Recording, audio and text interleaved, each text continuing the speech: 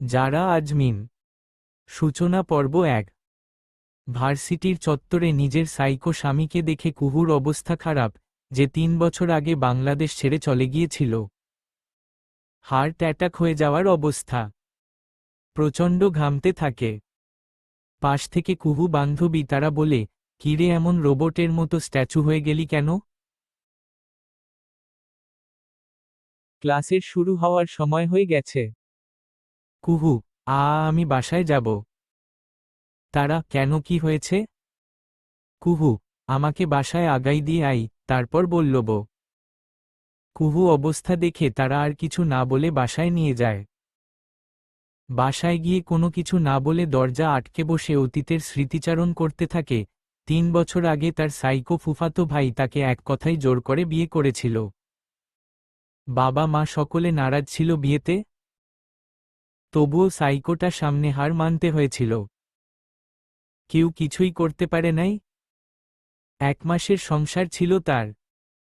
প্রতিদিন সাইকোটার হাতে মার খেত।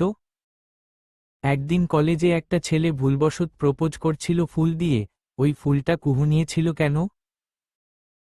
একদম হাতের রগ ধরে কেটে ফেলেছিল। সেই দিন রাগের ক্ষোভে কষ্টে ওখান থেকে পালিয়ে আসে। তার কিছু দিনের মধ্যে শুনে সাইকোটা বিদেশ চলে গেছে। এটা শুনে সকলে একটু স্বস্তির নিঃশ্বাস ছাড়ে। সব থেকে বেশি কুহুই খুশি হয়েছিল। কিন্তু ৩ বছর পর সাইকোটার সাথে দেখা হবে ভাবতে পারেনি। না জানি কখন সাইকোটা কুহুর পর আক্রমণ করে বসে, সেই টেনশনে পাগল হয়ে যাচ্ছে। রাতে সকলে একসাথে খাবার খেয়ে বসেছে। সবাই টুকটাক বিষয় নিয়ে হাসি মজা করছে, কিন্তু কুহুকে চুপচাপ দেখে কুহুর বাবা আশরাফ বলেন, কিরে মা, কি হয়েছে? কুহু, বাবা, ওই সাইকোটা এসেছে।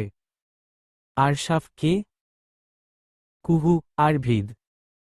আরশাফ শেখের মুখ গম্ভীর হয়ে গেল। টেনশন করিস না মা, কালকে তোকে আমি এমন জায়গায় পাঠিয়ে দেব, সেখানে আরভিদ তোর নিশানাই খুঁজে পাবে না। বাবার কথা শুনে খুব একটু শান্তি পাই। বাবা পাশে থাকলে আর কি চাই। মাঝরাত বাড়ি সকলে গভীর ঘুম আচ্ছন্ন। আমি ও তার ব্যতিক্রম নই। হঠাৎ কেন যেন মনে হচ্ছে আমার মাথা কাছে বসে কেউ আমাকে নিখুঁতভাবে পরখ করছে। এতে আমার ঘুমটা ভেঙে যায়। পাশে তাকাতেই আমার অবস্থা খারাপ। যেটার ভয় পাচ্ছিলাম সেটাই হয়েছে। আরভিদ চৌধুরী, ওরূপে আমার সাইকো স্বামী আমার পাশে বসে আছে। ওকে দেখে আমি ভয়ে সিটিয়ে গেলাম। আমাকে ভয় পেতে দেখে আমার কাছে এসে বলল, পালিয়ে যাবি যা। ৩ বছর অনেক সময় দিয়েছি তোকে পালানোর।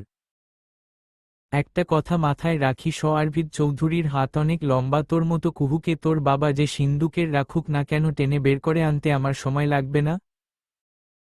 জ্ঞান আসার পর থেকে প্রচণ্ড মাথা ধরছে কুহুর। কালকে রাতে আরভিদের কথা কিছুতেই মাথা বের হচ্ছে না। ওটা কি স্বপ্ন নাকি আরভিদ বাস্তবে ছিল? কালকে আরভিদের ওই কথা শুনে সে বেহুশ হয়ে পড়ে যায়। বাবা মা এসে সকালে তার জ্ঞান ফেরায়। বাবাকে কাল রাতের ঘটনা খুলে বলছে মনে হয় স্বপ্ন দেখেছে। ৩ বছরে মেহু অনেকবার ডিভোর্সের জন্য চেষ্টা করছে, কিন্তু কোনো না কোনো কারণ সেটা সম্পন্ন হয়নি। কোর্ট থেকে বলা হয়েছে আরভিদকে ডিভোর্স দিতে গেলে আরভিদের উপস্থিত থাকা লাগবে। তার কাছে কোন কাগজপত্র না থাকায় সেটাও সম্ভব হয়নি। সব চিন্তাভাবনা ছেড়ে পাশে রেখে কাপড় চোপড় গুছানো শুরু করে দেয়। আজকে সে এই শহর ছেড়ে চলে যাবে। মাথায় অনেক চিন্তা। সকাল সকাল গোসল করে রেডি হয়ে সকালে নাস্তা করতে যায়। সকাল থেকে কুহুর মা কেঁদে অস্থির। মেয়েকে তিনি যেতে দিবেন না। কান্না করতে করতে স্বামী আরশাফের কাছে গিয়ে বললেন, আপনার বোনের ছেলে জন্য আজ আমার মেয়ের এই অবস্থা, কতদিন পালিয়ে পালিয়ে বেড়াবে? আপনার কি বাবা হিসেবে কোনো কর্তব্য নেই? কেমন বাবা আপনি? আরশাফ একটা দীর্ঘশ্বাস ফেললেন। যদি কিছু করার থাকতো তাহলে অবশ্যই করত। বোন আর বোন জামাইকে অনেকবার বলছে, কিন্তু কিছুতেই কিছু হয় নাই, কারণ ছেলে তাদের কেউ মানে না। ছোট থেকে মাস্তান স্বভাবের ছিল, তাই কুহুকে তার থেকে যতটা সম্ভব দূরে রাখত, কিন্তু নিয়তি তাদের বিয়ে দিয়ে ছাড়ল।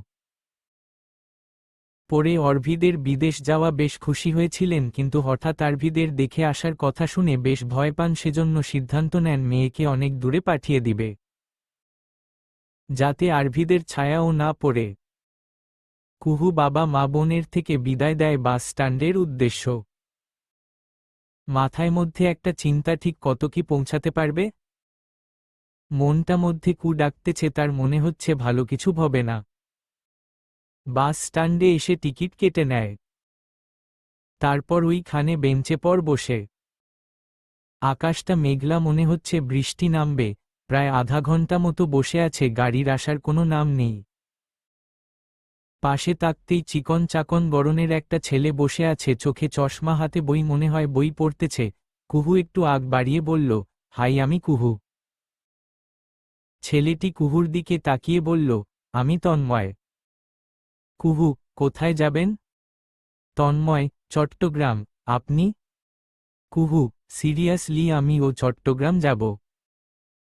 তন্ময়, আচ্ছা, তাহলে তো ভালোই, দুইজন একসাথে যেতে পারব। কুহু, হুম। কুহু একটু ভারমুক্ত হল। যাক, ছেলেটাকে দেখে খারাপ মনে হচ্ছে না, তার সাথে গেলে একজন সঙ্গী পাওয়া যাবে। ছেলেটার সাথে টুকটাক কথা বলতে বলতে চোখ যায় একটা গাড়ির দিকে, চোখ পড়তেই আঁতকে উঠে। শরীরের মধ্যে একটা শীতল হাওয়া বয়ে গেল। গাড়িটিকে সামনে এগোতে দেখে হিতাহিত জ্ঞান শূন্য হয়ে দৌড় লাগায়। তার এখন কোনো গন্তব্য নেই, চোখ যে দিকে যাবে সে ওই দিকে যাবে। কহু মস্তিকে শুধু একটা চিন্তা, কুহু জানে বাঁচতে চাইলে দৌড়া। কুহুকে ওই দৌড়াতে দেখে তন্ময় বেশ অবাক হয়। কিছুটা দূরে যেতে না যেতেই ৩০টা মতো বাইক আটক দিয়ে ধরে। কুহুর চোখে কিসের একটা ভয় জেঁকে রয়েছে। করুণ চোখে আশেপাশে তাকিয়ে পালানোর পথ খুঁজতেছে। এমনভাবে গাড়িগুলো রয়েছে একদম রাউন্ড মতো। গলা শুকিয়ে একদম কাঠ, তবুও শুকনা ঢুক গিলতেছে। চেনা পরিচিত গাড়িটা একদম কুহুর সামনে এসে থেকে যায়। গার্ডরা বের হয়ে দরজা খুলে দেয়। দরজা খুলতে বের হয়ে আসে আরভিদ চৌধুরী, চোখে মুখে শক্ততা ভাব। পরনে একদম সাদা শার্ট ও কালো প্যান্ট, চোখে চশমা, হাতে পিস্তল। একদম কুহুর বরাবর এসে মাথা পিস্তল রেখে বলে, পালাতে নিষেধ করেছিলাম না? তাহলে আমার অবাধ্য হয়ে এসেছিস কেন? আমার কথা মানিস না? ৩ বছরে ডানা একটু বড় হয়ে গেছে। অর্ভিদ চৌধুরী, কথা অমান্য করিস। শাস্তি তোর অনেক আগে থেকে পাওনা। বল, কি শাস্তি পেতে চাস? কুহু ভয়ে টু শব্দ করতে পারে না, গলা থেকে কোনো আওয়াজ বের হচ্ছে না। আরভিদ কুহুর মুখের মাস্ক টান দিয়ে ছিঁড়ে ফেলে দাঁতে দাঁত চেপে বলে, পর্দা করিস পর্দা, তাহলে অন্য পুরুষের সাথে কথা বলিস কিভাবে? আবার ভাতার রেখে অন্য কোথাও যাওয়ার চিন্তা আসে কোথা থেকে? কুহুর মাথা ধাক্কা দিয়ে বলে, ও এই মাথা থেকে। এই রাফি পাথর নিয়ে আয়, এই মাথা আজ আমি থাটিয়ে ফেলব। কুহুর চোখ দিয়ে অনবরত পানি পড়তেছে, যা দেখে আরভিদের মেজাজ আরও গরম হচ্ছে। আরভিদ একটু সামনে এগোতে কুহু আরেকটু দূরে সরে যায়। এবার মাথায় আগুন ধরে যায় আরভিদের। আরভিদ নিচু হয়ে বসে কুহুর পা বরাবর শুট করে দেয়, দিয়ে বলে, পা দিয়ে পালিয়ে যাস না। ওই পা যদি না থাকে কিভাবে পালাবি?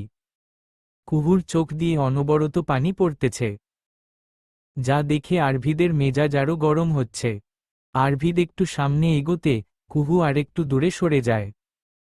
এবার মাথায় আগুন ধরে যায় আরভিদের। আরভিদ নিচু হয়ে বসে কুহুর পা বরাবর শুট করে দেয়, দিয়ে বলে, পা দিয়ে পালিয়ে যাস না। ওই পা যদি না থাকে কিভাবে পালাবি? গুলি পায়ের চামড়া ভেদ করে বের হয়ে যায়। কুহু যেই জায়গায় বসেছিল ওই জায়গাটা একদম লাল রক্তে ভরে যায়। কুহু চিৎকার দিয়ে হাউমাউ করে কান্না করে উঠে। আরভিদ কুহুর থুতু চেপে ধরে বলে, কি ভেবেছিস তুই চিৎকার দিবি আর আমি সিনেমার নায়কদের মতো গিয়ে ধরে বলল, তোমার কিছু হবে না, আমি আছি জান, কিছুক্ষণের মধ্যে তোমাকে হসপিটালে নিয়ে যাবে, আমার পরে ভরসা রাখো। যদি এটা ভেবে থাকিস তাহলে ভুল। আমি সবাইকে অসুস্থ বানিয়ে দিতে জানি, বাট সুস্থ কথাটা আমার ডিকশনারিতে নেই।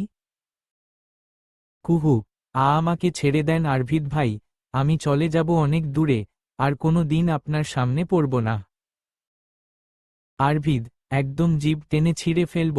ভাই ডাকিস কোন মুখ দিয়ে? হ্যাঁ, ভাতার ওই আমি তোর, বিয়ে হয়েছিল আমাদের, ভুলে গেছিস?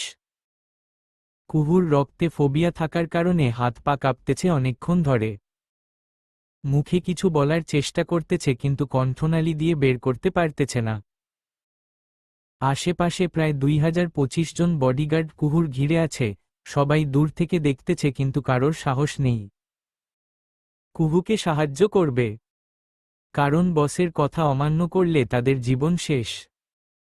আরভিদের পার্সোনাল বডিগার্ড রাফি মনে মনে কিছুটা ভয় নিয়ে আরভিদের কাছে এগিয়ে এলো।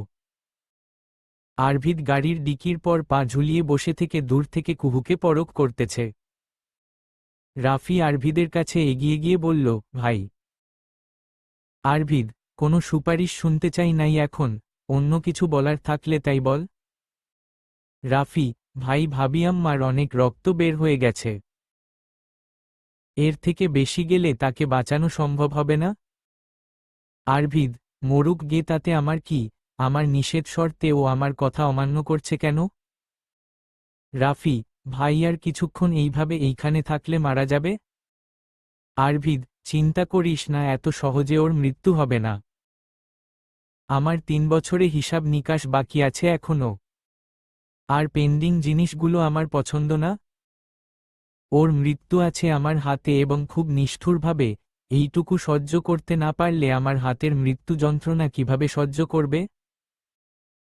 কুহুর মাথায় মধ্যে ঘুরাচ্ছে, চোখে ঝাপসা দেখতেছে, মনে হচ্ছে পৃথিবী ঘুরাপাক দিচ্ছে, চোখে পাতায় অন্ধকার নেমে এসেছে। আর পারল না ঝাপসা চোখে সামনে থাকা নিঠুর মানুষটার দিকে তাকিয়ে, মাথা ঘুরে পিছলা রাস্তায় পড়ে গেল। ঈগলের মতো তীক্ষ্ণ, ধারালো দুটি চোখ এক জায়গায় স্থির। উৎসুক মুখে সকলে তার মুখে দিকে চেয়ে আছে, তার মুখের একটা বুলি শোনার জন্য ব্যাকুল হয়ে আছে। সকলের চিন্তাধারা ভেঙে আরভিদ গাড়ি পর থেকে নেমে এলো, রাফিকে ডেকে বলল, রাফি কুইকলি ডাক্তারকে ফোন দিয়ে আসতে বল। রাফি, জি বসো। রাফি ডাক্তারকে ফোন করে ঠিকানা বলে দেয়। আরভিদ লম্বা লম্বা পা ফেলে কুহুর কাছে গিয়ে কুহুকে কোলে তুলে নেয়, নিয়ে কানে কানে বলে, একটুতে এই অবস্থা ডার্লিং, এখন তো 3 বছরের শাস্তি বাকি, আর তোর সকল পাপ কানায় কানায় পূর্ণ। সো ক্ষমা পাওয়ার কোনো চান্স নেই। আরভিদ কুহুকে গাড়ি সিটে ছুঁড়ে ফেলে পাশে সিটে বসে গাড়ি স্টার্ট দেয়। কোলে নেওয়ার জন্য সাদা শার্টে ছোপ ছোপ রক্তের দাগ লেগে গেছে। কুহুকে দিয়ে তার বর্তমান গন্তব্যের দিকে রওনা দেয়। চারিদিকে ভ্যাপসা গন্ধ। চোখটা খুলতে খুব কষ্ট হচ্ছে কুহুর, তবুও টেনেটুনে খুলে আশেপাশে তাকিয়ে বোঝার চেষ্টা করে কোথায় আছে সে এখন। পায়ে বিষের মতো ব্যথা, পা মোটে নাড়াতে পারতেছে না। পায়ে ব্যান্ডেজ করা, চোখ নোনা জল গড়িয়ে পড়তেছে।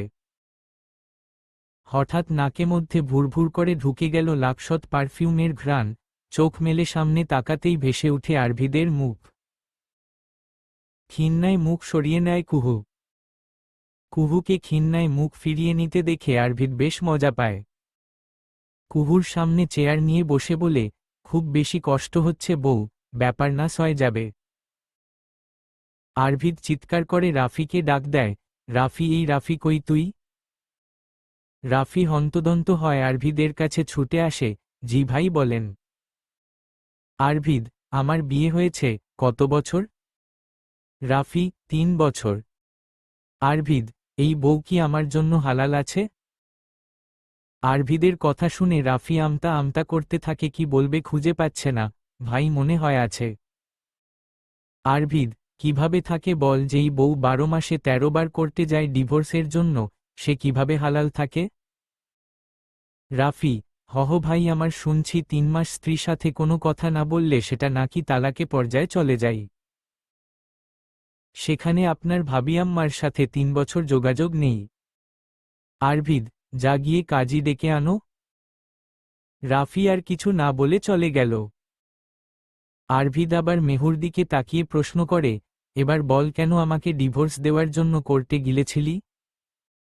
কুহু ভাঙা কণ্ঠে বলে, আমার ইচ্ছা হয়েছিল সেজন্য গিয়েছিল। আপনার মতো সাইকো সাথে কেউ থাকে নাকি? পাগল লোক পাবনায় যান। আপনার মতো পাগলের সাথে কেউ সংসার করে? করব না সংসার, ডিভোর্স দিব আপনাকে। ঠাসস করে কুহুর ডান গালে চড় পড়ল। রাগে ক্ষোভে কান্না করে দিয়ে কুহু আবার বলে ওঠে, করব না সংসার, ডিভোর্স দিব আপনাকে। ঠাস করে আবার পড়ল ডান গালে। ভাঙ্গা কণ্ঠে পুনরায় বলে ওঠে, আমি কুহু আপনার সাথে কোনো দিন বেঁচে থাকতে সংসার করব না। ডিভোর্স দিয়ে মরব। ব্যাস কথাটা শেষ হতেই বাম গালে আরও দুটো পড়ল।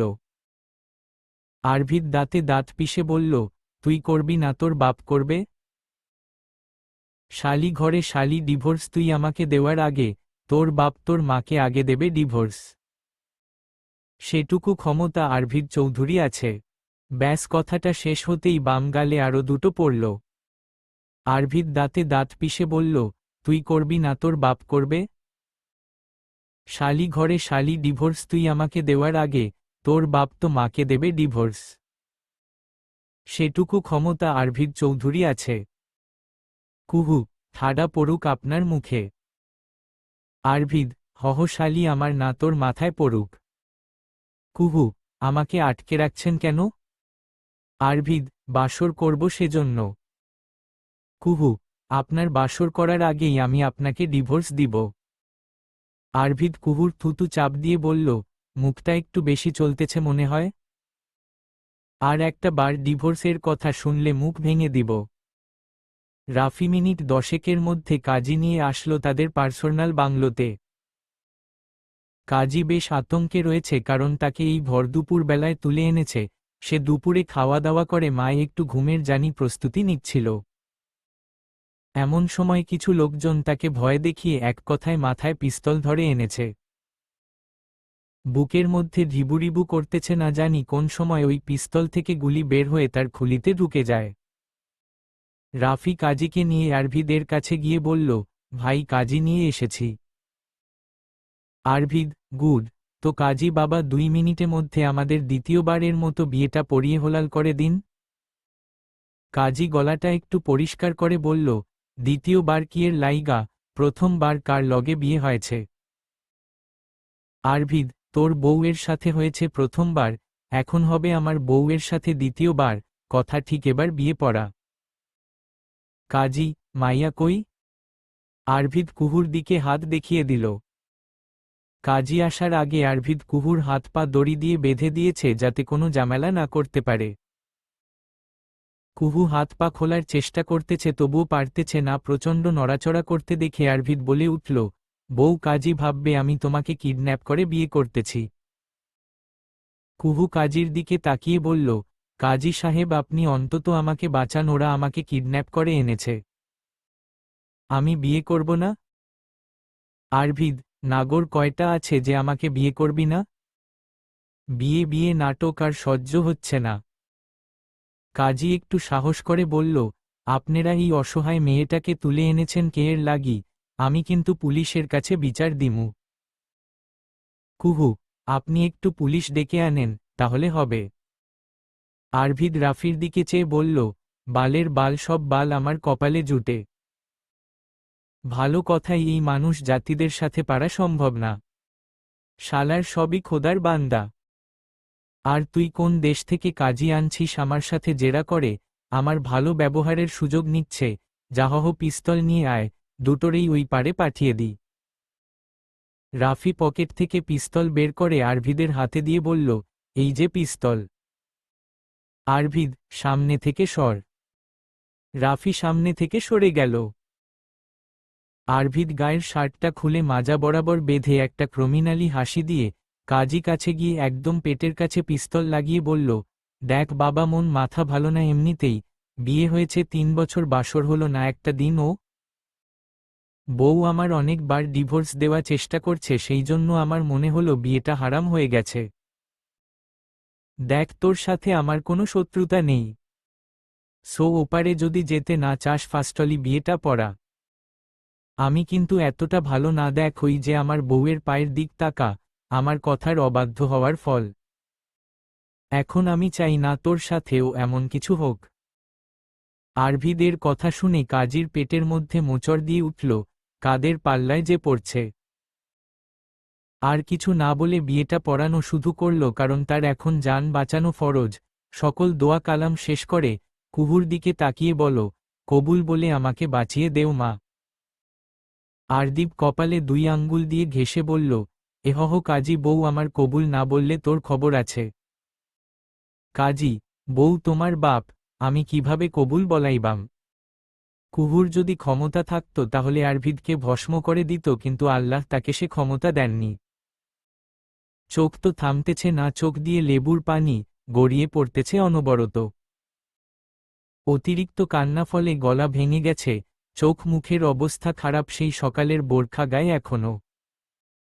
না খেয়ে থাকার কারণে গায়ে একটুও বল নেই, তবুও নিভু নিভু কণ্ঠে বলল, দোহাই লাগি আমাকে ছেড়ে দেন। আমি আমার মা বাবা কাছে যাব। আর পারতেছি না। আরভিদ, ও বাবা, ছোট মান্নি, বাবা মায়ের কাছে যাবি? হ্যাঁ। আচ্ছা, তোর আগে তোর বাবা মাকে ওই পারে পাঠিয়ে দিই, তারপর তুইও যাবি, তাহলে বিষয়টা কেমন হয়? কুহু, বাবা মাকে কিছু করবে না না, দয়া করে? আরভিদ, কবুল বল বান্দির বাচ্চা, নয়তো জানে শেষ করে দিব। জানের মায়া থাকলে কবুল বল। কহু চিৎকার দিয়ে বলে উঠল, বলবো না কবুল, যা পারেন তাই করেন, আগে বারের মতো এবার আর আমাকে দিয়ে কবুল বলাতে পারবেন না। আরভিদ কুহুর চুলের মুঠি ধরে বলল, আমার জন্য কবুল বলবি না তো কার জন্য বললি? ও তোর তো আবার অনেক নাগর আছে, যাদের সাথে বাস স্ট্যান্ডে দাঁড়িয়ে কথা বলিস, কলেজের সামনে দাঁড়িয়ে ফুসকা খাইস, ক্লাসে বসে নাগরের সাথে হেসে হেসে কথা বলিস। কি ভাবছিস আমি খবর রাখি না? হ্যাঁ, দেশে ছিলাম না মানে এটা না যে তোমার কোনো খোঁজ খবর আমি রাখি নাই। আমার তো লজ্জা লাগে, তুই আমার বউ। আমার বউ হওয়া পরেও তুই এগুলো করেছিস না। এবার তুই বুঝবি আমি কি জিনিস। কুহু ব্যথায় কুঁচকে উঠে বলল, হ্যাঁ করেছি, এবং করব, মেরে দেন, আপনার নামে থাকার থেকে মরে যাওয়া ভালো। যত কিছু বলুন না কেন, তবুও কবুল বলবো না আমি। আরদীপের মুখমণ্ডল রক্তমণ্ডল ধারণ করছে। আজকে সে দেখে ছাড়বে এই একরতি মেয়ের এত জেদ কেন। গর্জে উঠে বলল, রূপ, তোর এই রূপের জন্য এত জেদ না। আজকে এই রূপ জ্বালিয়ে দিব। আরভিদ, রাফি, যা এসিড নিয়ে আই যা।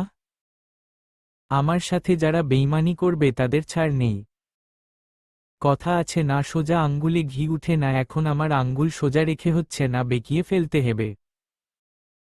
কাজী যদি পারত ওইখানে 2 নাম্বার কাজটা করে দিত, তার এমনিতেই সিরিয়াসলি অবস্থা। রাফি একটা কৌটা এনে আরভিদের হাতে দিল। কুহুর এবার কলিজা কেঁপে উঠল, কারণ আরভিদ কি পারে সেটা কুহুই ভালো জানে। মুখে যা আসছে তাই তো ভুলে ফেলছে। আরভিদ হাতের কৌঠার সিপি খুলে কুহুকে বলল, সকালে শাস্তিটা অল্প হয়ে গেছে তাই না? ভালো থাকিস ওপারে। আরভিদ কুহু বরাবর এসিড মারতে উদ্যত হতেই কুহুর 2 হাত দিয়ে মুখ ঢেকে কবুল বলে ওঠে। কাজী পাশ থেকে বলে ওঠে, থামো বাবা, মামুনি কবুল বলছে। কুহুর কবুল বলার শব্দে আরভিদ থেমে গেলে। কুহুর ভয় হাতে পায়ে কাঁপুন ধরে গেছে, এখনো মুখে হাত দিয়ে কাঁপতেছে। আরভিদ কুবুল বলে রাফিকে উদ্দেশ্য কথা বলল, যা গিয়ে ওই কাজী বাড়ি পৌঁছে দিয়ে আয়। যত বকশিস চাই তাই দিবি, কাজীর কিছু হলে তোর খবর আছে। আরভিদের কথা শুনে কাজী স্বস্তির নিঃশ্বাস ফেলল। রাফি কাজীকে নিয়ে যেতেই আরভিদও বাহিরে চলে গেল। কুহু আর্তনাদের কণ্ঠে বলল, হে আল্লাহ, তুমি আমার সাথে কেন বারবার এমন করো? সংসার নিয়ে প্রতিটা মেয়েদের কত স্বপ্নে থাকে, তাহলে আমার সাথে এমন কেমন হলো? এটা বলে নিয়ে নিজের গায়ে নিজেই আঘাত করতে থাকে, নখ দিয়ে নিজের মুখের চামড়া ছিন্ন ভিন্ন করে ফেলতেছে। আত্মহত্যা যদিও মহাপাপ না হতো তাহলে এখন সে এটাই করত। 5 মিনিট পর আরভিদ এসে কুহুকে জোর করে ঘুমের ইঞ্জেকশন দিয়ে দিল। হাই পাওয়ারের ইঞ্জেকশন হওয়া কুহু ওইখানে ঢলে পড়ে গেল।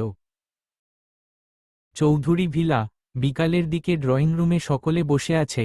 মনির চৌধুরী, আরভিদের বাবা, শবনম চৌধুরী, মা, তাদের ছোট কন্যা, আদিবা চৌধুরী, ছোট বোন। মনির চৌধুরী ও আদিবা চৌধুরী ব্যবসার বিষয়ে কথা বলতে ব্যস্ত, পাশে আদিবা ফোনস কল করতে ব্যস্ত। হঠাৎ শবনম চৌধুরী নজরে আসলো আরভিদকে, কোনো একটা মেয়েকে নিয়ে সিঁড়ি দিয়ে উঠে যাচ্ছে। শবনম চৌধুরী উঠে গিয়ে আরভিদের সামনে কি দাঁড়ায়। আরভিদ কিছুটা বিরক্ত হল, তা শবনম চৌধুরী দেখে বেশ বুঝতে পারলেন। তিনি মেয়েটাকে ভালো করে পরখ করতেই বুঝলেন এটাকে। গলা খাকিয়ে বললে, কুহুর এই অবস্থা কেন? কোথা থেকে এনেছো ওরে? আরভিদ, আমি আপনাকে কৈফিয়ত দিতে বাধ্য নই। শবনম,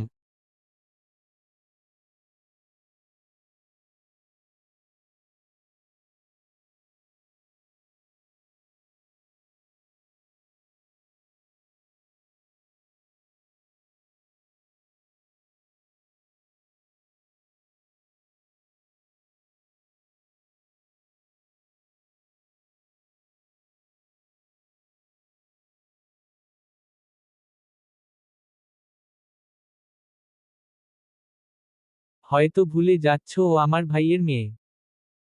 আরভিদ, আপনি হয়তো ভুলে যাচ্ছেন ও আমার স্ত্রী। সো আমাদের বিষয়ে নাক না গলিয়ে আপনি বিজনেসের বিষয়ে নাক গলান, তাতে আপনার কিছু টাকা আসবে। আরভিদ, আপনি হয়তো ভুলে যাচ্ছেন ও আমার স্ত্রী। সো আমাদের বিষয়ে নাক না গলিয়ে আপনি বিজনেসের বিষয়ে নাক গলান, তাতে আপনার কিছু টাকা আসবে। টাকা পয়সা লাগলে বইলেন, ব্যাংক ট্রান্সফার করে দিব। শবনম চৌধুরী চিৎকার দিয়ে বললেন, আরভিদ। আরভিদ, গলা নামিয়ে। আরভিদ চৌধুরী, সাথে কেউ গলা উঁচু করে কথা বলে না। যদি বলে তাহলে তার ধর থেকে মাথা আলাদা হয়ে যায়। শবনম, আমার সামনে গুন্ডাগিরি দেখাচ্ছ। আরভিদ, আপনার সাথে কথা বলতেও আমার রুচিতে বাধে, সেখানে আপনার সাথে গুন্ডাগিরি, হাউ ফানি। আপনি আমার বোনের মা দেখে কিছু বললাম না।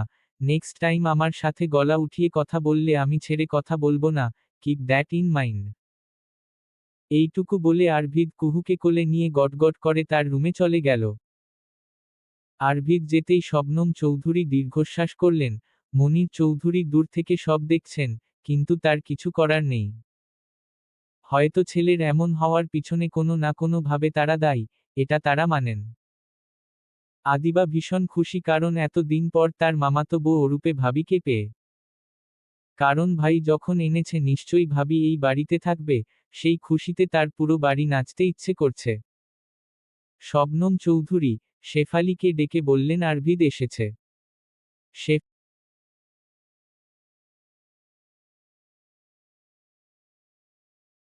আগে তিনি সব কাজ করতেন এবং তার পাশাপাশি আরভিদকে মানুষ করছেন। শবনম চৌধুরী ও মনির চৌধুরী নিজেদের কাজে ব্যস্ত থাকতেন দেখে ছেলেকে সময় দিতে পারতেন না। সেই ছোট থেকে আরভিদের পথ চলা শুধু শেফালি মায়ের হাত ধরে। আরভিদ কুহুকে নিজের ঘরে নিয়ে বেডে শুইয়ে দেয়। প্রচণ্ড গরম থাকায় এসির পাওয়ার বাড়িয়ে দিয়ে পাশে ফোনস কল করতে থাকে। এমন সময় দরজা ঠুক ঠুক শব্দ হতেই মুচকি হাসি দিয়ে বলে, নক করতে হবে না, ভিতরে আসো মা। শেফালি অনুমতি পেতেই ঘরে ঢুকে গেলে। আরভিদ, কতবার বলছি আমার ঘরে আসতে হলে তোমার নক করার দরকার নেই। শেফালি, বাবা, তুমি কি আর ছোট আছো? এখন তো বড় হয়ে গেছো। বিয়ে করছো, তোমার ঘরে এমনি কিভাবে আসি? আরভিদ, এসেছো যখন ভালো হয়েছে। তুমি একটু কুহুকে ফ্রেশ করিয়ে কাপড় চোপড় চেঞ্জ করে দাও। আর ওর পায়ে ঝামেলা আছে, তুমি একটু সাবধানে কইরো। আমি গোসল করতে যাচ্ছি। শেফালি, পায়ে কি হয়েছে কুহুমার? আরভিদ, তেমন কিছু না, সামান্য একটু পানিশমেন্ট পড়ছে পায়ে। এটা বলে আরভিদ গোসল করার জন্য ওয়াশরুমে চলে গেল। শেফালি কুহুর বোরখা খুলে পানি দিয়ে হাত পা মুছিয়ে ড্রেস চেঞ্জ করে দিয়ে খাবার রেডি করতে নিচে চলে গেল। আরভিদ প্রায় আধা ঘন্টা মতো গোসল সেরে বাইরে এলো। পরনে ব্ল্যাক ট্রাউজার, কালো গেঞ্জি। লম্বা লম্বা চুল থেকে টুপোটুপ পানি পড়তেছে। চুল মুছতে মুছতে ঘরে ঢুকতেই চোখ দুটি বিছানাতেই আটকে গেল। বিছানায় কুহু ঘুমাচ্ছে, তার চেহারার নূরে পুরো ঘর আলোকিত। আরভিদের কাছে তার ঘরটা একটু পূর্ণতা পেয়েছে এই ন্যাকাবতীকে দিয়ে। আরভিদ কুহুর কাছে এসে একটু পরখ করে দেখল, আগের তুলনায় বেশ ফর্সা হয়েছে, চুলগুলো বেশ লম্বা হয়েছে, দেখতে গুলুমুলু হয়েছে। সব ঠিক আছে, কিন্তু শালীর মেরুদণ্ডের হাড় আর সোজা হলো না, বেঁকা তো বেঁকা থেকে গেল। 3 বছর আগেও যেমন অবাধ্যই ছিল এখনো তেমন অবাধ্যই আছে। অনেকক্ষণ কুহুকে দেখল, কিছু একটা ভেবে প্রচণ্ড রাগ হলো তার।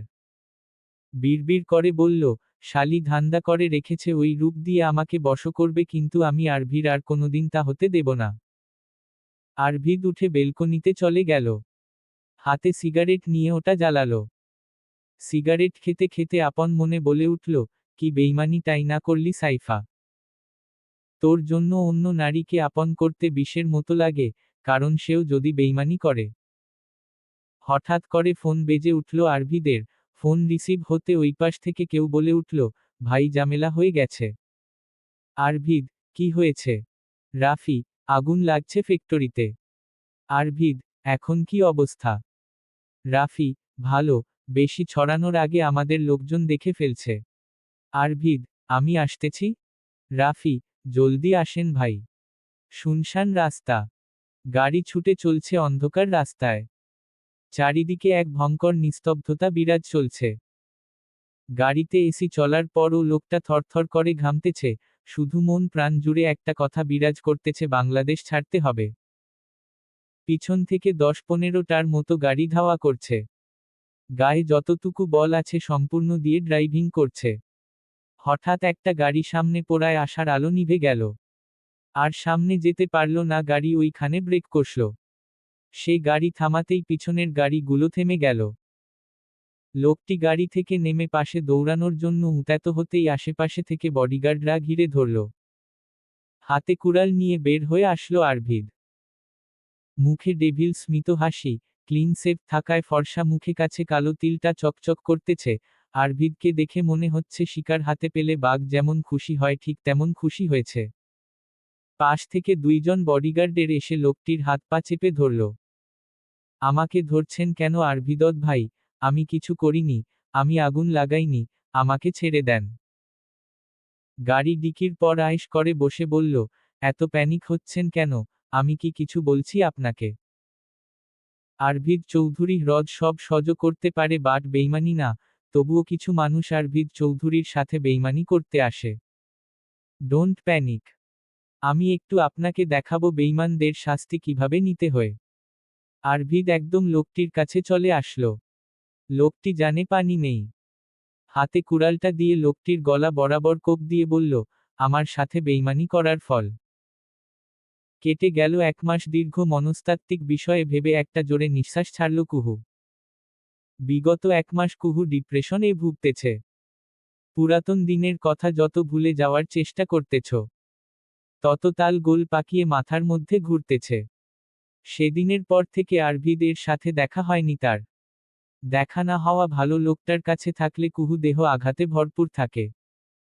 আরশাফ তালুকদার সেদিন বোনের কাছে মেয়ের খবর পেয়ে ছুটে গিয়েছিলেন। গিয়ে তার সোহাগী মেয়ের ওই অবস্থা দেখে তার কলিজা ফেটে গিয়েছিল, যদি পুরুষ না হতেন ওইখানে কান্না করে ফেলতেন।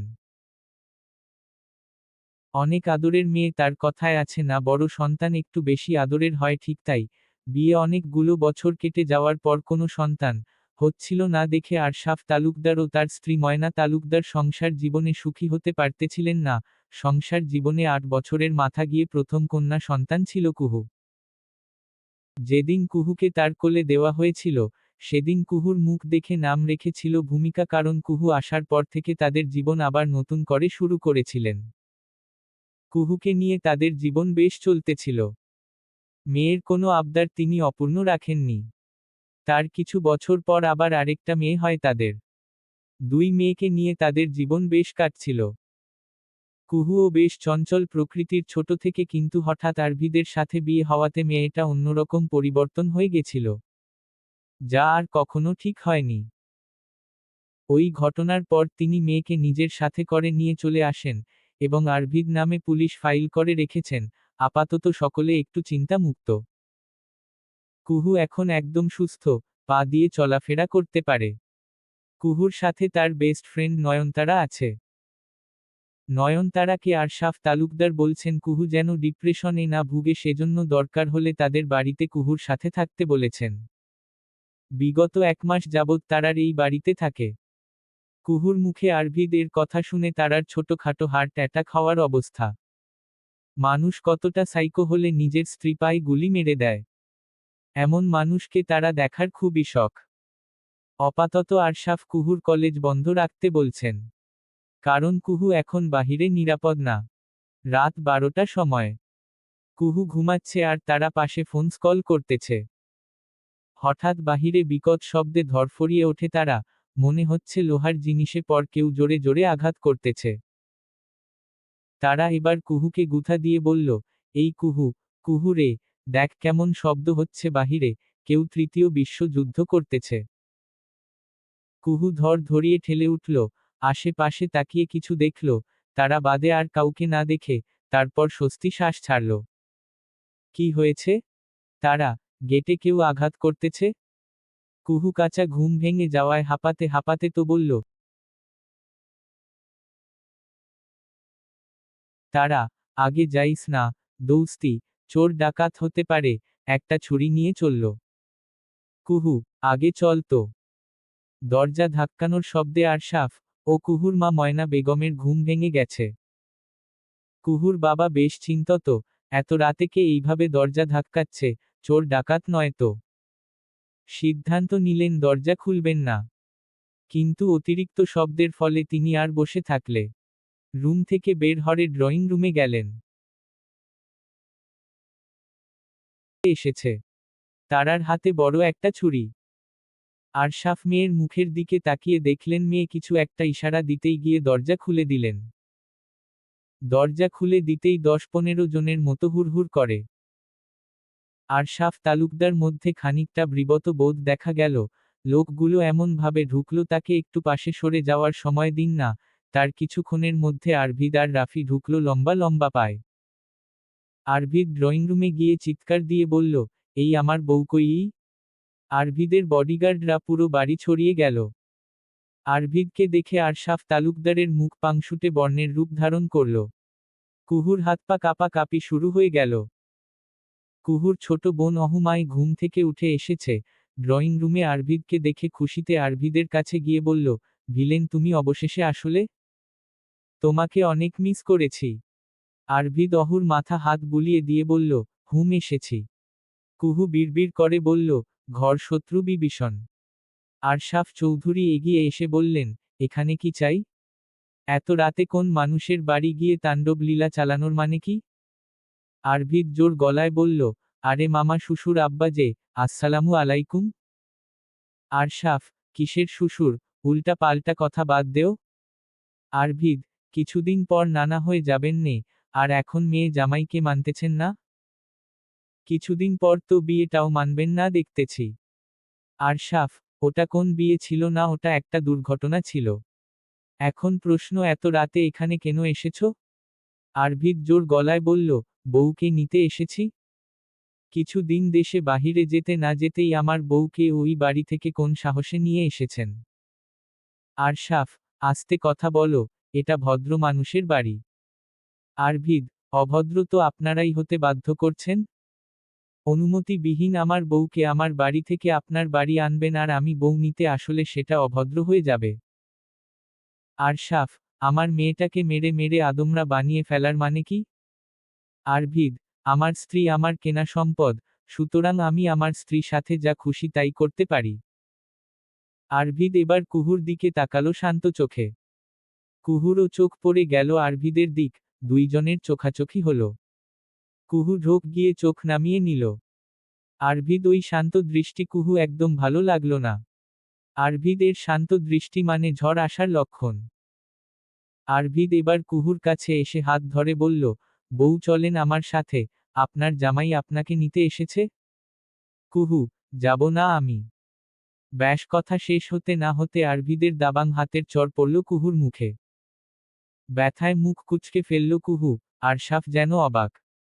তারাও স্থির হয়ে গেছে, হাতে এখনো সেই চুড়ি। তারা বেশ রেগে গেল, কিছুটা সাহস সঞ্চার করে আরভিদের সামনে এসে বলল, এই আপনি পেয়েছেনটা কি? যখন তখন আপনি আমার বান্ধবীর গায়ে হাত দেবেন আর আমরা দাঁড়িয়ে পড়ে দেখব? ঠাস করে তারার মুখে ও 5 আঙ্গুলের সাইন পড়ে গেল। তারার মনে হলো চাপার দাঁত নড়ে গেছে। এবার ঝাঝালো কণ্ঠে বলল, এই আপনার সাহস হয় কিভাবে আমাকে চড় মারার? আরভিদ রাগে কটকট করতে বলল, রাফি, এই চুনোপুটিকে আমার সামনে থেকে সরা, নইলে তোর গালের দাঁত একটাও থাকবে না। রাফি তারার সামনে এগিয়ে আসতেই তারা ফল কাটা ছুরি দেখিয়ে বলল, একদম আমার কাছে এগিয়ে আসলে এটা একদম পেট বরাবর ঢুকিয়ে দিব, শালার চামচা। সিরিয়াল মেমেন্টে তারার কথা শুনে রাফি প্রচণ্ড হাসি আসলো, তবুও মুখে গম্ভীরতা বজায় রেখে পকেট থেকে পিস্তল বের করে তারার মাথা রেখে বলল, আর একটা কথা বললে কিন্তু খবর আছে। তারা, ইসসরে খুব এসেছে ভয় দেখাতে নকল পিস্তলে এনে বলে খবর আছে। রাফি, এটাকে দেখে নকল মনে হচ্ছে? তারা নাকে হাত দিয়ে বলল, চামচার ঘরের চামচা, আমার কাছ থেকে সরুন বলছি, গা থেকে কি বিশ্রী গন্ধ আসতেছে, ওয়াক ওয়াক, থু। রাফি এবার খাকিনটা আপমানিত বোধ করল। আরভির দিকে তাকিয়ে বলল, ভাই, মেয়ে আমাকে রীতিমতো অপমান করে যাচ্ছে, আপনি কিছু বলুন, না হলে কিন্তু এর খবর তুলে দিব। আরভিদ এর ইচ্ছে করতেছে দুটোকেই একদম উপরে পাঠিয়ে দিতে। রাফিকে বলল, তোর হরমোনে সমস্যা আছে ব্যাডা, মেয়েদের হাত থেকে মার খাওয়ার আগে আমার কাছে আয়। আরশাফ, নিজেকে নিজে মনে করো, আমার মেয়েকে আমার সামনে মারে, আমি কিছু বলবো না। জেলের ভাত খাওয়াবো তোমাকে। আরভিদ, বাবা রাফি। রাফি, জি বসো। আরভিদ, দেখেছিস বাবা, গল্পে যখন শ্বশুর ভিলেন থাকে, তখন কি হয়? রাফি, হহ ভাই, দেখতাছি তো। আরভিদ, ভয় গলা শুকিয়ে গেছে, যা আমার জন্য ঠান্ডার ব্যবস্থা করর। আরশাফ এবার পুলিশ কল দিলেন। আরভিদ এবার আরাম করে সোফায় বসল, পাশে বসল অহু। অহু টুকটাক প্রশ্ন করতেছে, আরভিদ তার উড় দিচ্ছে। তারা আর কুহু দুজনে পাশাপাশি স্ট্যাচু মতো দাঁড়িয়ে আছে। মনে হচ্ছে দুটোই হ্যাং হয়ে গেছে। আরশাফ এবার পুলিশ কল দিলেন। আরভিদ এবার আরাম করে সোফায় বসল, পাশে বসল অহু। অহু টুকটাক প্রশ্ন করতেছে, আরভিদ তার উড় দিচ্ছে। তারা আর কুহু দুজনে পাশাপাশি স্ট্যাচু মতো দাঁড়িয়ে আছে। মনে হচ্ছে দুটোই হ্যাং হয়ে গেছে। অহু আরভিদের পাশ থেকে উঠে তারার পাশে গিয়ে বলল, আপু, তোমার গাল তো টমেটো মতো হয়ে গেছে। তারা অহুর দিকে তাকানো সময় হঠাৎ রাফির দিকে চোখ পড়ে যায়, হাতে ছুরি দেখিয়ে ইশারা বোঝায়, তাকালে একদম চোখে ছুরি ঢুকিয়ে দিব, চামচা, ঘরের চামচা।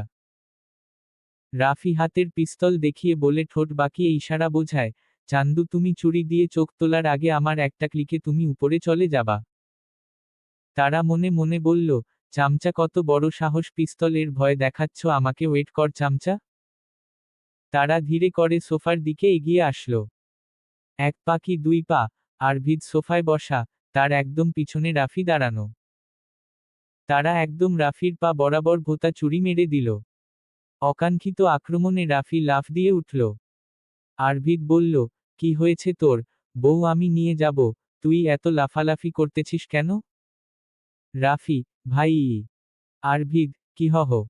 রাফি, ওই মেয়েটা মারছে আমাকে। আরভিদ তারার দিক তাকিয়ে রাফিকে বলল, মেয়েটাকে আমি যেখানে দেখছি, এখনো সেখানে তোকে মারল কিভাবে? রাফি, ভাই, আমি একটু পিস্তল দিয়ে ভয় দেখাইছি, সেজন্য আমার পায়ে ওই ছুরিটা মেরে দিছে। আরভিদ, ঠিক করছে, মেয়েদের সাথে হুদাই লাগতে যাবা, গুথা খেয়ে ফিরে আসলে আমার কাছে বলবা। তারা রাফির দিকে বড় বড় চোখ করে তাকতেই রাফি ওটা দেখে আরভিদের কাছে বলল, ভাই দেখো, মেয়েটা বড় বড় চোখ করে আমাকে ভয় দেখাচ্ছে। আরভিদ, শালার পুতো, মাথা গরম করিস না। যা এখান থেকে, তোকে এখানে মেয়েদের সাথে ঝগড়া করতে আনি নাই। রাফি, মনে থাকবে আমার, তুমি আমার হয়ে কিছুই বললে না। আরশাফ, এই ঢঙের কোনো মানে পাচ্ছি না। আরভিদ, আমি বউ নিতে এসেছি ভালোই ভালোই, ভালোভাবে নিতে দিবেন না তাই ঢং শুরু করেছেন? আরশাফ, কি বলতে চাচ্ছ আমি ঢং করি?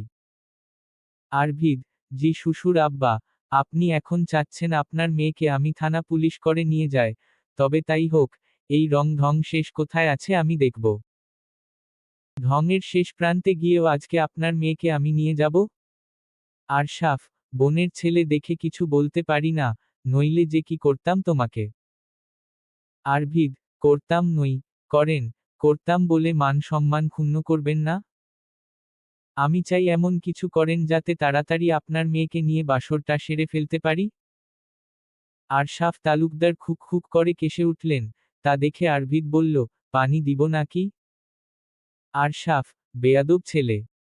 আরভিদ, আপনার বোনের ব্যর্থতা, আদব করে মানুষ করতে পারে নাই দেখে বেয়াদব হয়েছি। আরশাফ, নিজের দোষেই হয়েছ। আরভিদ, হবই তো বলেন, বিয়ে হয়ে গেছে 3 বছর, এতদিনে বাচ্চা কাচ্চা পয়দা হয়ে তাদেরও বিয়ে দেওয়ার বয়স, তা নই আমি এখনো বাসর করতে পারলাম না। আপনি কি আমার শ্বশুরিকে বিয়ে করে এত দিন পর বাসর করছেন, বলেন? আরভিদের নির্লজ্জ মার্কা কথা শুনে আর দাঁড়াতে পারলেন আরশাফ তালুকদার, মোবাইলটা হাত নিয়ে গটগট করে চলে গেলেন, যাওয়ার আগে আরভিদকে নির্লজ্জ ট্যাগ দিতে ভুললেন না। বেশ কিছুক্ষণ মধ্যে তালুকদার বাড়ি সামনে একটা পুলিশের গাড়ি এসে থামল। আরশাফ তালুকদার পুলিশের গাড়ি দেখে দ্রুত পায়ে এগিয়ে গেলেন, গাড়ি থেকে প্রায় 3জন পুলিশ বের হয়ে আসলেন। আরশাফকে দেখে তারা বললেন, ফোন কি আপনি দিয়েছিলেন? আরশাফ, জি স্যার। পুলিশ, কি সমস্যা? আরশাফ, আসলে স্যার এত রাতে কিছু গুন্ডা এসে আমার মেয়েকে তুলে নিয়ে যাচ্ছে। ওই যে যাদের নামে পুলিশ ফাইল করছিলাম তারা। পুলিশ, ওইগুলো একদম ডান্ডা মেরে ঠান্ডা করে দিব, দেখি আমাদের ভিতরে নিয়ে চলুন। আরশাফ, হ্যাঁ চলুন। পুলিশের গিয়ে ভেতরে গেলেন আরশাফ তালুকদার, তারা, কুহু, ময়না বেগমের চোখে আশার আলো ফুটল, শুধু অহু খুশি হলো না, সত্যি যদি তার ভিলনকে পুলিশেরা ধরে নিয়ে যায় তখন কি হবে, এটা ভেবে অহু মন খারাপ, কারণ একটু আগে অহু জন্য অনেক মজার মজার খাবার আনিয়ে দিয়েছে রাফিকে দিয়ে। সেজন্য এখন যদি পুলিশে ধরে নিয়ে যায় তাহলে মজার মজার খাবারকে এনে দিবে। আরশাফ তালুকদার পুলিশদের ড্রয়িং রুমে নিয়ে সবার দিকে হাত দিয়ে দেখিয়ে বললেন, স্যার এই রাত দুপুরে এরা এসে আমার ঘরে তাণ্ডব চালাচ্ছে।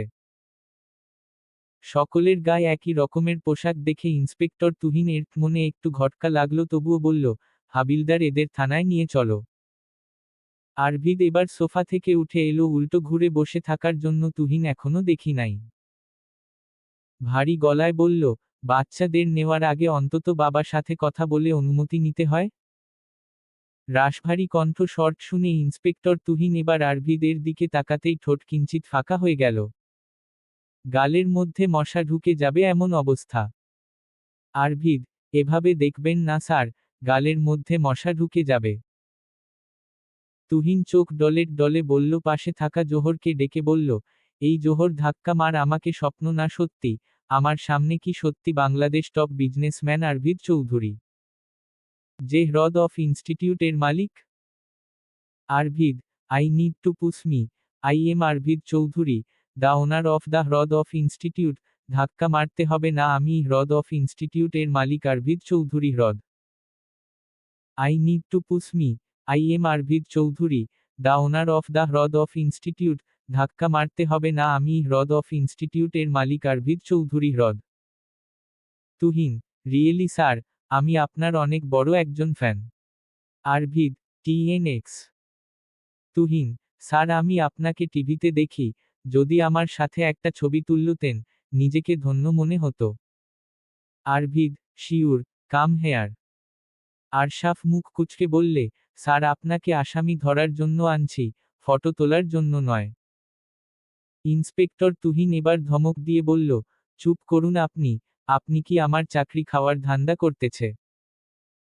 আরশাফ, আপনি দেখতেছেন না, এত রাতে এই অসভ্য ছেলে আমার বাড়িতে কত লোক নিয়ে ঢুকছে, আবার আমার মেয়েকে নিয়ে যাচ্ছে। তুহিন আরভিদ এর দিকে তাকিয়ে বলল, স্যার যদি কিছু মনে না করতেছন, আপনার মতো মানুষ এই বাড়িতে। আরভিদ, কি আর বলল, এই লোকের মেয়ের সাথে বিয়ে হয়েছে 3 বছর, কিন্তু তার বেদ্যপ মেয়ে আমার বাড়িতে থাকতে চাই না। আমার মতো মানুষের বউ যদি এমন পালিয়ে পালিয়ে বেড়ায়, তাহলে মানুষ কি বলে? তুহিন এবার কুহুর দিকে কড়া দৃষ্টি দিয়ে তাকাতেই আরভিদ বলল, ওর দিকে তাকাতে বলিনি, আমার সাথে কথা বলছেন, আমার দিকে তাকান। আরশাফ, স্যার ওই ছেলে আমার মেয়েকে রীতিমতো মারধর করে। তুহিন, স্বামী তার স্ত্রীকে মারধর করবে, এটাই স্বাভাবিক? তাই বলে আপনি আপনার জামাই নামে পুলিশ ফাইল করবেন? জামাই বলে জামাই, এই জামাই ইচ্ছা করলে আপনাকে হাজতে ভরে দিতে পারে। আরভিদ, ছি ছি স্যার, এসব বলে আমার শ্বশুরকে লজ্জা দিবেন না। সে তার মেয়ে জামাইয়ের গল্পে ভিলেন। আরশাফ, অসভ্য, আমার বাড়ি থেকে বের হও। আরভিদ, হবই তো, মেয়েকে দিয়ে দিলে, আমার হাতটা আবার কামড়াচ্ছে, কখন যে আপনার মেয়েকে মারব। আরশাফ, আমার মেয়েকে কোন অধিকারে তোমার সাথে পাঠাবো? আরভিদ, আমার বাচ্চার মা হিসাবে পাঠাবেন। আরশাফ, দেখুন স্যার, কত বড় বজ্জাত ছেলে, নিজের মামার সামনে কিসব বলছে। তুহিন, মামাকে? আরশাফ, হ্যাঁ স্যার, এটা আমার বোনের ছেলে, 3 বছর আগে আমার মেয়েকে নিয়ে জোর করে বিয়ে করছে। কোথাও শুনছেন ভাই বোন স্বামী স্ত্রী হয়? আরভিদ, এই কিসের বোন? ও কি আমার বাবার ঔষরজাতের কন্যা যে ওকে আমি বোন মানব? আমার মায়ের পেটে জন্ম নেওয়া মেয়ে যে, তাকে আমি বোন মানব? সে শুধু মায়। আরভিদ চৌধুরী, স্ত্রী ভূমিকা চৌধুরী কুহু। আরশাফ বিড়বিড় করে বললেন, কি নির্লজ্জ ছেলেরে বাবা! আদবকায়দা মনে হয় সব ভুলে গেছে। গুরুজন হিসেবে একটু সম্মান দেয় না? কুহু কি করবে বুঝতেছে না, মনে হচ্ছে আরভিদ আজ তাকে নিয়ে ছাড়বে। এখন তাকে পালাতে হবে।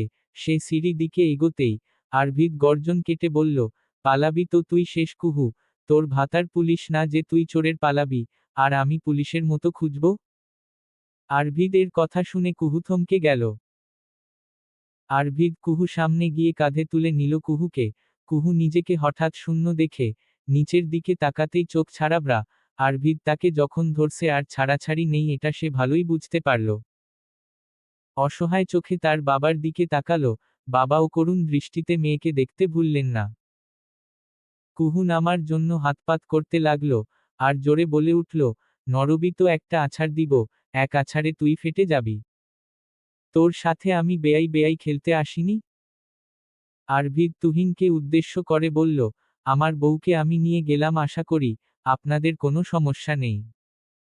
তুহিন, স্যার, আপনি বললে আমি আপনার বডিগার্ড হিসেবে আমি আপনার বাড়ি পর্যন্ত যাব? আরভিদ, প্রয়োজন নেই। ময়না বেগম এবার মুখে আঁচল গুজে কাঁদছেন। আরভিদ ময়না বেগমকে বললে, আহা মামি, শ্বশুরি আম্মা, এমন ভাবে কাঁদছেন যেন আপনার মেয়েকে কোনো রাক্ষস ধরে নিয়ে যাচ্ছে। তারা আস্তে বলল, রাক্ষসের থেকে কোনো অংশে কম না। আরভিদ শুনেও কিছু বলল না।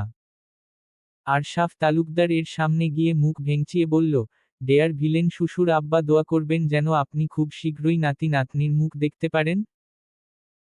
আজকে তাহলে আসি, আবার দেখা হবে। এবারের মতো আমিই জিতে গেলাম।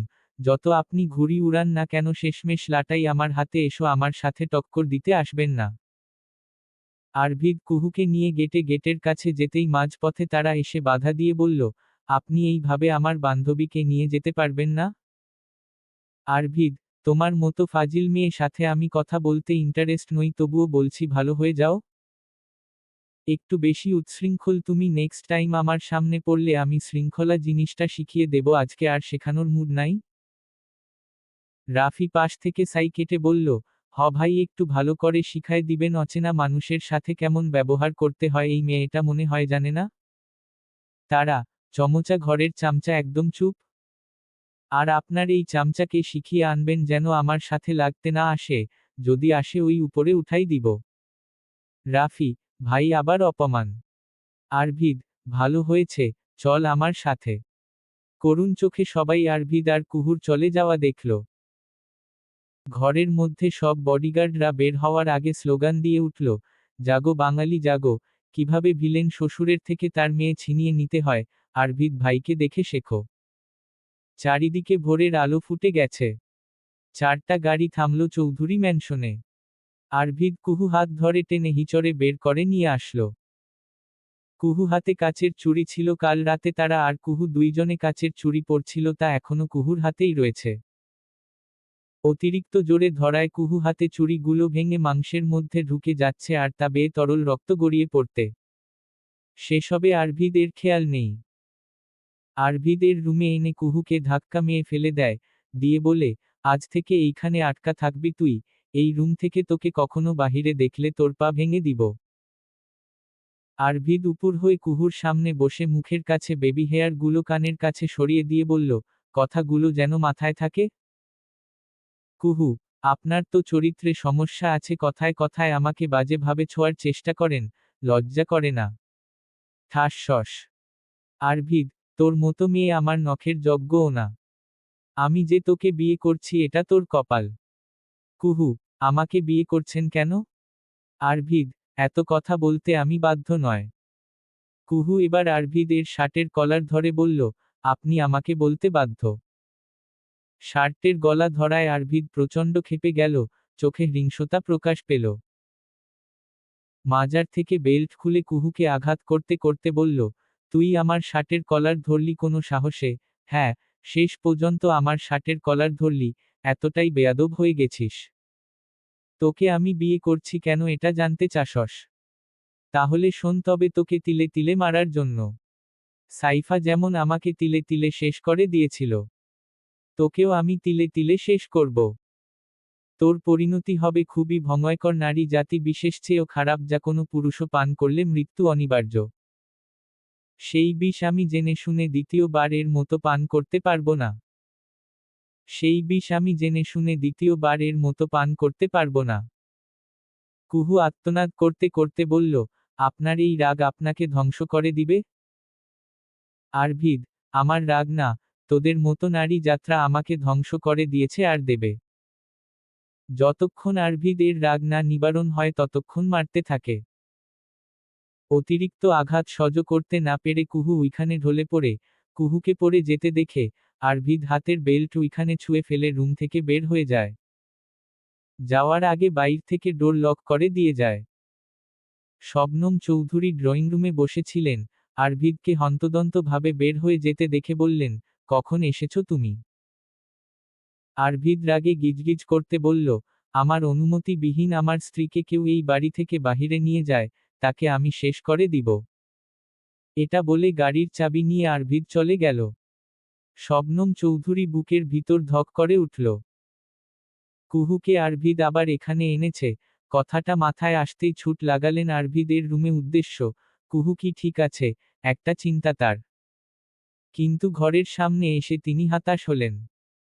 দরজা লক করা, অনেকক্ষণ ধাক্কাধাক্কি করার পর মাথায় আসলো আরভিদের ঘরে চাবি শেফালি কাছে আছে। আবার তিনি দৌড়ে শেফালি ঘরে গেলেন। শেফালি ঘরের দরজা দেওয়া, ভিতর থেকে মনে হয় ঘুমাচ্ছে। শবনম চৌধুরী দরজার থাপড় দিতে বললেন, শেফালি, ওই শেফালি ওঠ। শবনম চৌধুরী কণ্ঠ শুনি শেফালি উঠে আসে ঘুম ঘুম কণ্ঠে বলে, কি হয়েছে আফা? শবনম, আরভিদ এসেছে তুই জানিস? শেফালি, না তো, কখন এসেছে? শবনম, মনে হয় কুহুকে নিয়ে এসেছে, তুই তাড়াতাড়ি আরভিদ এর ঘরে চাবিটা নিয়ে আয়। শেফালি আরভিদ এর ঘরে চাবি নিয়ে গেল। শবনম চৌধুরী ঘরের দরজা খুলতেই বড় একটা ধাক্কা খান, কুহু ফ্লোরে পড়ে আছে। কুহুর কিছু হলে ভাইয়ের কাছে কি জবাব দিবেন এটাও চিন্তা। শেফালি কুহুকে ওইভাবে পড়ে থাকতে দেখে বেশ কষ্ট পান। শবনম চৌধুরী শেফালিকে বলেন পানি আনতে। শেফালি পাশ থেকে পানি এনে শবনম চৌধুরী কাছে দিল। শবনম কুহু পাশে বসে হালকা পানি ছিটে দিতেই কুহুর জ্ঞান আসল। শবনম, সোনা মা, ঠিক আছিস? কুহু ভাঙা কণ্ঠে শুধালো, ফুফি, আমাকে, তোমার ছেলে। সেই মুহূর্তে আর একটা কথা বের করতে পারল না, হঠাৎ কাশি উঠে কুহুর শ্বাসকষ্ট গেল। শবনম চৌধুরী কুহুকে বুকে তুলে বললেন, তোকে আর কিছু বলতে হবে না, আমি বুঝে গেছি। শেফালি সাহায্য নিয়ে কুহুকে বেডে শুইয়ে দিয়ে ডাক্তারকে ফোন দিল। সারা গায়ে লাল লাল দাগ কুহুর।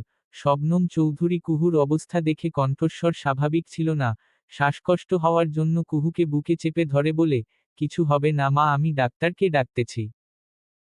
কুহু শুধু হাত পা নাড়াচাড়া করতেছে, কিছু শ্বাস নিতে অসহায়ত্ব কাজ করতেছে। কিছুক্ষণের মধ্যে ডাক্তার নৌশাদ এলো, শেফালি তাকে নিয়ে আসলো নিচে থেকে। নৌশাদ কুহুকে দেখতেই চোখের সামনে ভেসে উঠল বিছানায় ছটপট করা একজন মায়াবী পরী। গায়ের দিকে খেয়াল পড়তেই মনে হলো চাঁদের গায়ে কালো কলঙ্ক লেগেছে, যা দারুণ বিশ্রী দেখাচ্ছে নৌশাদের কাছে। কুহু শ্বাসরোধ দেখে ডাক্তার শবনমকে বলল, মিস চৌধুরী, মেয়েটার অবস্থা খুবই ক্রিটিক্যাল, এখনই গ্যাস দিতে হবে। শবনম, আপনি যা করার করুন, কিন্তু সোনা মা যেন সুস্থ হয়ে যায়। নৌশাদ, আগে বলুন ওনার এই অবস্থা কেন, আপনাদের আইনের আওতায় আনা উচিত। শবনম, আপনি আগে আমার সোনা মাকে সুস্থ করেন, তারপর দিয়েন। নৌশাদ কুহুকে ইনহেলার দিয়ে দিল, যার দারুণ শ্বাস প্রশ্বাস ধীরে ধীরে ঠিক হওয়ার শুরু করল। নৌশাদ, ওনার এই সমস্যা হয়েছে আঘাতের কারণে, আর সম্ভবত উনি মানসিকভাবে ডিপ্রেশনে আছেন, যা দারুণ হার্ডে তার ইফেক্ট পড়ছে। ওনার এই অবস্থা পর কতটা পাষাণ হলে এত বাজেভাবে আঘাত করে। এতক্ষণে আদিবা ও মনির চৌধুরী চলে এসেছেন। আদিবা ইচ্ছে মতো তার ভাইকে বকতেছে। মনির চৌধুরী ছেলে এহেন কাণ্ডে বেশ লজ্জিত, মাথা নিচু করে দাঁড়িয়ে আসে। ছেলেকে আর কিছু বলার ভাষা নেই তার। ডাক্তার নৌশাদ কুহুকে যাবতীয় ওষুধ দিয়ে চলে গেলেন, বলে গেছেন ওই আঘাতের জন্য কুহুর জ্বর আসতে পারে। তালুকদার বাড়ি। আরশাফ ময়না বেগমকে বললেন, বেয়াদবটা তো কুহুকে নিয়ে গেল, না জানি মেয়েটা কেমন আছে। ময়না, আল্লাহ ভালো জানে, আপনি একটা আপার কাছে ফোন দিয়ে শুনেন। আরশাফ তার বোন শবনমকে ফোন দিলেন, ফোন দিতেই ওই পাশ থেকে রিসিভ হলো। আরশাফ, হ্যালো। শবনম চৌধুরী ভাইয়া ফোন দেখে গলার থেকে স্বর বের হচ্ছে না, তবুও খুব কষ্টে ডাক দিলেন, ভাইজান। আরশাফ, তোর ছেলে এসে আমার মেয়েকে নিয়ে গেছে, আমার মেয়ের কিছু হলে তোকে আমি ক্ষমা করব না। শবনম, তুমি চিন্তা করো না, কুহু আমার কাছে আছে। এটা শুনে স্বস্তির শ্বাস ছাড়লেন আরশাফ, তারপর বললেন, ছোট রে, আমার মেয়েটাকে দেখে রাখিস, আমার অনেক আদরের মেয়ে, তুই তো জানিস। শবনম চৌধুরী ঢোক গিলে বললেন, আচ্ছা। আরশাফ, ওর কাছে একটু দে ছোট, কথা বলি। শবনম, ভাইজান ও ঘুম পড়েছে, আমি পরে কথা বলিয়ে দিব। আরশাফ, আচ্ছা রাখি তাহলে। আরশাফ ময়না বেগমকে বলল, তুমি চিন্তা করো না, মেয়ে ঠিক আছে। আর ছোট ওর কাছেই আছে। ময়না, প্রথম প্রথম তো ঠিক থাকে, পরে তো সব আগের মতো হয়ে যায়। আরশাফ, আমি দেখতেছি। ময়না, ঠিক আছে। তারা মুখে হাত দিয়ে বসে আছে, মুখ থেকে টু শব্দ বের হচ্ছে না, পাশে অহু আরভিদের দেওয়া চকলেট খাচ্ছে। তারাকে মুখে হাত দিয়ে বসে থাকতে দেখে বলল, চকলেট খাবে আপু? তারা, চকলেট? তোর দুলাভাই এর আনা, উহুরি মরে গেলেও না। অহু, থাক, খেতে হবে না, এখন বলো কি হয়েছে। তারা, আমার ডাক্তার কাছে নিয়ে চল। অহু, কেন? তারা, জিজুর হাতে একটা চড় খেয়ে আমার দাঁত নড়ে গেছে, আর আমার কুহুর কি হয়? অহু, কি হবে, ভিলেনের বউ হতে গেলে এটুকু সহ্য করতে হয়, আমি যখন বউ হব তখন আমার জামাই এর হাতে মার খাবো। তারা, আমার মুখে না পড়ে তো মুখে পড়তো, তাহলে তোর মুখটা এখন বন্ধ থাকতো, এত ভটভটির মতো চলতো না। অহু, আমার মুখকে ভটভটি বললে? তারা, হহ বললাম, ক্ষমা করিস কুহু দোস্ত, তোকে নিয়ে এত দিন মজা করেছি অনেক। অহু, তারা, আপু, আমার ভিলেন একটু রোমান্টিক তো, তাই আপুকে যখন তখন রোমান্টিক সিনটা দেখিয়ে দেয়। তারা, হহ, একে মনে হয় ডিজিটাল রোমান্টিক বলে, যেটাতে শুধু মাইর থাকে। অহু, বুঝতে হবে না, এটা ডিজিটাল যুগ। আরভিদ দ্রুতগতির গাড়ি চালাচ্ছে। হঠাৎই পেছনে থেকে শত্রুপক্ষের গাড়িগুলো তীব্র গতিতে ধাওয়া শুরু করে। পেছনের আয়নায় আরভিদ দেখতে পায় 2-3টি গাড়ি তাকে ঘিরে ধরতে চাইছে। নিশ্চয়ই শত্রুপক্ষ লোকেরা, গার্ড না থাকায় সুযোগ পেয়েছে আজ। আরভিদ এক হাত ড্রাইভিং করতে করতে অন্য হাত পিস্তল নিয়ে জ্বালানা দিয়ে পিছনে একটা গাড়িতে টায়ারের শুট করে দেয়, বুলেট লাগার সঙ্গে সঙ্গেই গাড়িটা একপাশে কেঁপে ওঠে, থেকে যায়। আরভিদ স্টিয়ারিং শক্ত করে ধরে, তীক্ষ্ণ বাঁক নিতে নিতে গাড়িটা অন্য দিকে চালিয়ে দেয়। পেছনে থেকে এক শত্রু গাড়ি ঝড়ের মতো কাছে এসে প্রায় ধাক্কা দিতে চায়। আরভিদ হঠাৎ ব্রেক কষে, শত্রুর গাড়িটা নিয়ন্ত্রণ হারিয়ে সামনে চলে যায়। হঠাৎ বুলেট এসে আরভিদের গাড়ির পিছনের কাঁচ ভেঙে টুকরো টুকরো করে দিল। সে বা হাতে গাড়ি ঘুরিয়ে ডান জানালা দিয়ে নিশানা করে গুলি চালালো। পেছনের এক গাড়ির হেডলাইট হঠাৎ ঝিকমিক করে নিভে গেল, সেটা একপাশে গিয়ে ধাক্কা খেল রেলিংয়ে। আরভিদ গাড়ি টেনে সোজা তার বাংলোতে নিয়ে আসে। আরভিদ বাংলোর ভেতর বসে আছে। লাগে ফোঁস ফোঁস করতেছে। কি টেবিলের পর কাচের ফুলদানি ছুঁড়ে ফেলে ভেঙে দিল মেঝেতে, টি টেবিল বরাবর লাথি মেরে টেবিল উল্টে দিল, চেয়ার ভেঙে ফেলল। তার বুকের ভেতর এক অদম্য রাগ। সবাই শত্রু। চারিদিকে শুধু ছদ্মবাসী মুখ, আমাকে শুধু ফাঁদে ফেলতে চাইছে। তার হাতের শিরা ফুলে উঠেছে, মুখ লাল।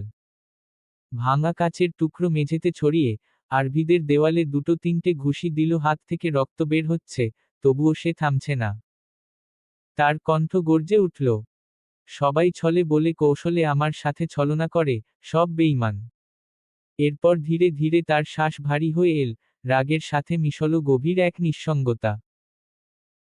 চারিদিকে শত্রু, কিন্তু ভেতরে তার মনে হচ্ছে এখন সে নিজের কাছে বড় শত্রু, নিজেই। রাত গভীর ৩টা বাজে, চৌধুরী বাড়ির সব লাইট নিভে গেছে। আরভিদ আসলো, মুখে অদ্ভুত এক স্থিরতা, চোখে এক শূন্যতা, হাতে ব্যান্ডেজ, অবস্থা খুবই খারাপ। রুমে এলো, বিছানায় দিকে তাকাতেই সে চোখ সরিয়ে নিল। কুহু গুটিসুটি মেরে শুয়ে আসে, ধীরে ধীরে জুতো খুলল, কাপড় নিয়ে ওয়াশরুমে গিয়ে ফ্রেশ হয়ে এলো, ফোন স্কল করতে করতে সোফায় বসল। পকেট থেকে একটা সিগারেট বের করল, ঠোঁটে ধরালো আর আগুন জ্বালালো। ধোঁয়া ভেসে উঠতেই ঘরটা আরো ভারী হয়ে গেল। হঠাৎ নিঃশব্দ রাত ভেদ করে এক অদ্ভুত গোঙানির শব্দ ভেসে এলো। আরভিদের কপাল কুঁচকে গেল। সে ধীরে ধীরে মাথা ঘুরিয়ে তাকালো। অপর প্রান্তে, বিছানায় ঘুমিয়ে আছে কুহু। তার শরীর অস্থির, বুক ওঠানামা করছে অস্বাভাবিকভাবে, যেন কেউ বুক চেপে ধরেছে ভিতর থেকে। আরভিদ উঠে দাঁড়ালো। ধোঁয়াটে ঘরের ভেতর তার ছায়া লম্বা হয়ে দেয়ালে আঁকা পড়ল। সিগারেট আগুনটা হালকা লাল আভা ছড়াচ্ছে।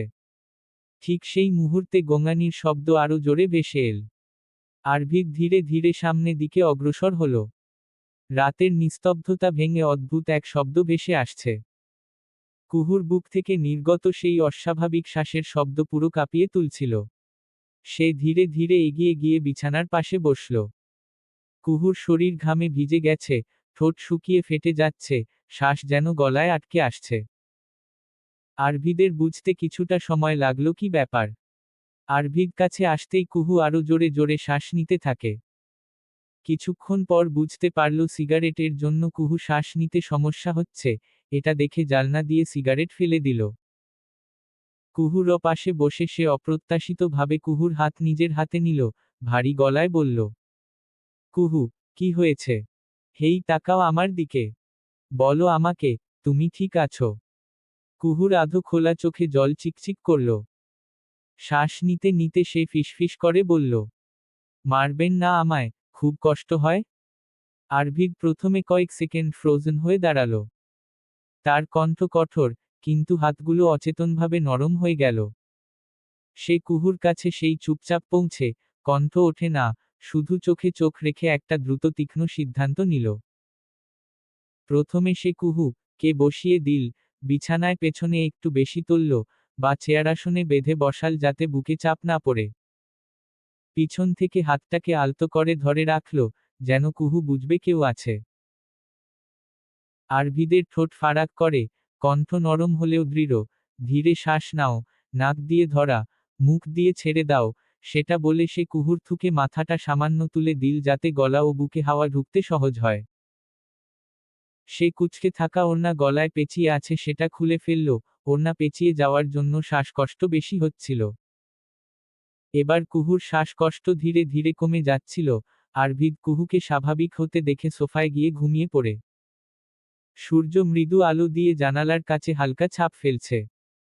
কুহু বিছানায় অস্থিরভাবে ঘুম থেকে উঠল, গায়ে হালকা কম্বল, চোখে অল্প ক্লান্তি। আজকের সকাল যেন এক নতুন আশার বার্তা বয়ে আনছে। শরীর এখনো দুর্বল, কিন্তু সে এখন কোথায় আছে? কালকের কথা ভেবে দীর্ঘশ্বাস ছাড়ল, কুহু আস্তে আস্তে বসে রোদমাখা জানালার দিকে চোখ দিল। বাতাসে হালকা শীতলতা, পাখিদের কোকিল কণ্ঠে নতুন দিনের গান। মনে হলো, অসুস্থতা যতই গভীর হোক, নতুন দিনের আলোর মতো কিছুটা সুস্থতা এবং শান্তি ঠিকই ফিরে আসবে। অসুস্থতার মাঝে এই সূর্যোদয় কুহুকে মনে করিয়ে দিচ্ছে, বাবা মায়ের সাথে কাটানো সকাল যেটি আর কখনো ফিরে আসবে না। ঠিক আছে, কুহুর দৃষ্টিকোণ থেকে 3 বছর আগের পরিচিত রুম, আরভিদের রুম। কুহু ধীরে ধীরে আরভিদের আলিশান রুমের দিকে তাকালো। সব কিছু এখনো সাদা, দেয়াল, বিছানা, আলমারি, জানালার কাচ, সবকিছু যেন আগের মতো ঝলমল করছে। কিন্তু সেই উজ্জ্বলতা কুহুর চোখে শুধু শূন্যতা নিয়ে এসেছে। কুহু চুপচাপ বসে রইল। মনে পড়ে চলল সব স্বপ্ন, সব আশা, যা এখন আর সত্যি হওয়ার নয়। আফসোসের ভার যেন বুকের ভিতর ধাক্কা দিয়ে বসে আছে। আমি কি এত পাপ করেছি? কুহু নিজেকে প্রশ্ন করল। কোনো উত্তর নেই, শুধুই নীরবতা আর তিক্ত স্মৃতি। আফসোস শুধু অতীতকে জড়িয়ে ধরে। প্রতিটি মুহূর্ত, প্রতিটি দিন, সবই মনে করিয়ে দিচ্ছে, যা হারিয়েছে, তা আর ফিরে আসবে না। কুহুর চোখ ভরে উঠল অশ্রুতে, মুখে কোনো হাসি নেই। শুধু এক একরাশ ব্যথা, নিঃশ্বাসে ভার, এবং একাকিত্বের গভীর ছায়া। এই আফসোস তার একমাত্র সঙ্গী। সব স্বপ্ন হারিয়ে গেছে, শুধু আফসোস বসে আছে বুকের ভেতরে, নিঃশ্বাসে ভার, চোখে অশ্রু। কুহু বিছানায় বসে চুপচাপ জানালার দিকে তাকালো। রোদমাখা আলো রুমের সাদা দেয়ালে নরম ছায়া ফেলে। তার অন্তরে আফসোস আর একাকিত্বের ভার, যা কোনো সাজানো ঘর, ভালো স্বামী বা সাজানো সংসারই পূরণ করতে পারেনি। সেই সময় রুমের দরজা খোলা হলো। শবনম চৌধুরী ধীরে ধীরে প্রবেশ করল, চোখে কোমলতা, মুখে অসহায়ত্ব চিহ্ন। কুহু, সে হালকা স্বরে বলল, সবকিছু ঠিক হয়ে যাবে, তুমি একা নও, আমিও আছি। কুহু তাকিয়ে রইল, অজান্তে তার চোখে অশ্রু। শবনম শুধু পাশে বসে তার হাত ধরে ধরল। নিঃশব্দে, কিন্তু দৃঢ়ভাবে সে বলল, তোদের শুরুটা কঠোরতম হলেও শেষটা সুন্দর হবে। কুহু তার আফসোস কমেনি, কিন্তু শবনমের উপস্থিতি যেন একটা আলো, যা সেই শূন্যতার রুমে কিছুটা উষ্ণতা নিয়ে এলো। শবনম, আমি তাই তুই একটু আরভিদ বোঝ মা, আর পালিয়ে যাস না, যতই যাস না কেন ওর হাত থেকে তুই বাঁচতে পারবি না। শবনম, আমি চাই তুই একটু আরভিদকে বোঝ মা, আর পালিয়ে যাস না, যতই পালিয়ে যাস ওর হাত থেকে বাঁচতে পারবি না। কুহু, ফুফি তুমিও জানো তোমার ছেলে আমার সাথে কেমন ব্যবহার করে। শবনম গম্ভীর কণ্ঠে বললেন, ও আগে এমন ছিলাম না রে মা, আমাদের অবহেলা, ও এক কাল নাগিনী জন্য আমার ছেলে এমন হয়ে গেছে। কুহু, কাল নাগিন কে? শবনম চৌধুরী নরম সুরে বললেন, সত্যি তো তুইও বা জানবি কিভাবে, ছোট থেকেই তো ভাইজান তোকে এই বাড়িতে আসতে দিত না, একদিন তোকে সব খুলে বলবো। কুহু শোন, আরভিদের যতটা অধিকার ঠিক তেমনি তোর সমান। বিয়ে হওয়ার পর মেয়েদের ঠিকানা সাধারণত স্বামীর ঘরেই সীমিত থাকে, কিন্তু শেষ পর্যন্ত তোর ঠিকানাও এটিই হবে, এই বাড়ি, এই ঘর, এই সংসার, সবকিছু তোর অংশ। আমার ছেলের মেজাজ উগ্র স্বভাবের, কালকে বিষয় নিয়ে আমি অনুতপ্ত। সময় লাগলে চলবে, একদিন সব কিছু ঠিক হয়ে যাবে। কুহু মাথা নিচু করে বসে আছে, শবনম চৌধুরী কুহুর মাথায় হাত বুলিয়ে দিলেন, চিন্তা করিস না, আমি আরভিদ এর সাথে কথা বলল। কুহু, ফুফি আমি আব্বু সাথে কথা বলল। শবনম, মা রে আমাকে ফুফি বলে আর লজ্জা দিস না, এখন তো আমি তোর শাশুড়ি, আরভিদ তো এমনিতেই আমাকে মা ডাকে না কত বছর, তুই অন্তত মা বলে ডাক, তুই মা বলে ডাকলে অন্তত ছেলের থেকে মা ডাকের আশা একটু মিটবে। কুহুকে চুপ থাকতে দেখে শবনম বললে, আচ্ছা বাদ দে, তোর যা ইচ্ছা তাই বলিস। শবনম কিছুটা অনুশোচনা স্বরে বললেন, আরদি বের হয়ে আমি তোর কাছে মাফ চাচ্ছি, আরভিদকে আর কি বলবো, তুই তো জানিস আমি বেশি কিছুই বললে সে বাড়ি ছেড়ে চলে যায়, হাজার হলেও আমি মা, আমার সন্তান দূরে থাকলে আমার কষ্ট লাগে। কুহুকে চুপ থাকতে দেখে শবনম চৌধুরী সব কথা বাদ দিয়ে বললেন, সোনা মা চল কিছু খেয়ে নিবি, এমনিতেই তুই অনেক অসুস্থ। কুহু, উহু, খিদে নেই। শবনম, কুহু তুই এত কিসের টেনশন করিস? কালকে ডাক্তার এর কাছে শুনলাম। কুহু, কই, কিসের টেনশন? আমার শুধু আমার বাবা মাকে নিয়েই টেনশন। কুহু, তোর মতো একটা চাঁদের টুকরো মেয়ে থাকতে আর কি দরকার? শবনম চৌধুরী কুহুকে সকালে নাস্তা করিয়ে ওষুধ খাইয়ে দিয়ে নিচে চলে গেলে। সকাল সকাল সব গুছিয়ে নিয়েছে তারা, আজকে সে নিজের বাড়ি চলে যাবে। এতদিন সে কুহুর টানে ছিল, অনেক বন্ধু এসেছে গেছে, কিন্তু কুহুর মতোই কাউকে পাইনি। বন্ধু কথা বললে অনেক বন্ধু জীবনে এসেছে গেছে, কিন্তু কলেজ লাইফের বন্ধু কুহুই থেকে গেছে, আর থাকবে।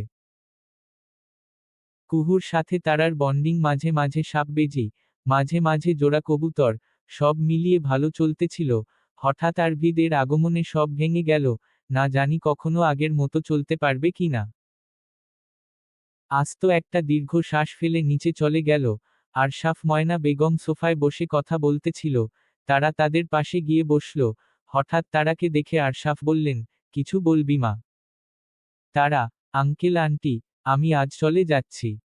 আরশাফ, আর কটা দিন থেকে যাও? তারা, না আঙ্কেল, অনেক দিনই তো আছি, বাবা মাও বাড়িতে একা আছে। আরশাফ, বাড়ি গিয়ে আমাদের আবার ভুলে যেও না, আমারাও তোমার মা বাবার মতো।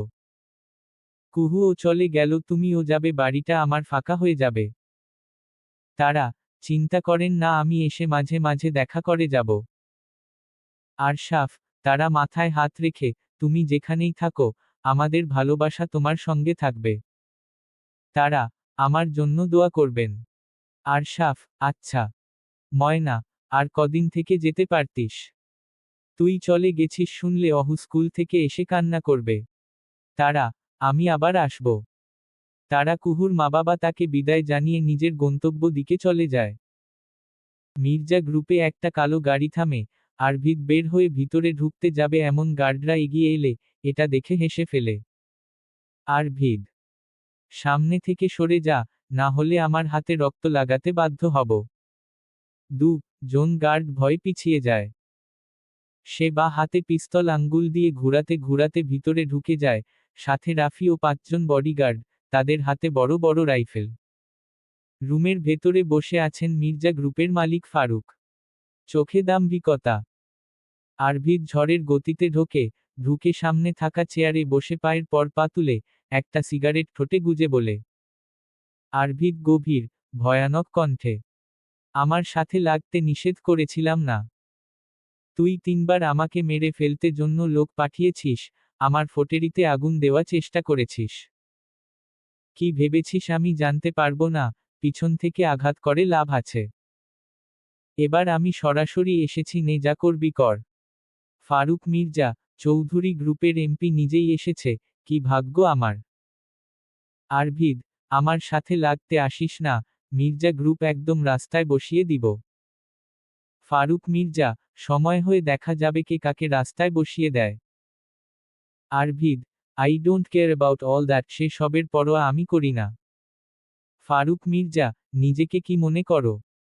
সে হঠাৎ হো হো করে হেসে ওঠে। টেবিলের গ্লাস ভেঙে ফেলে মাটিতে, কাচের টুকরো হাতে তুলে নিয়ে ফারুক মির্জা সামনে ঝুঁকে পড়ে।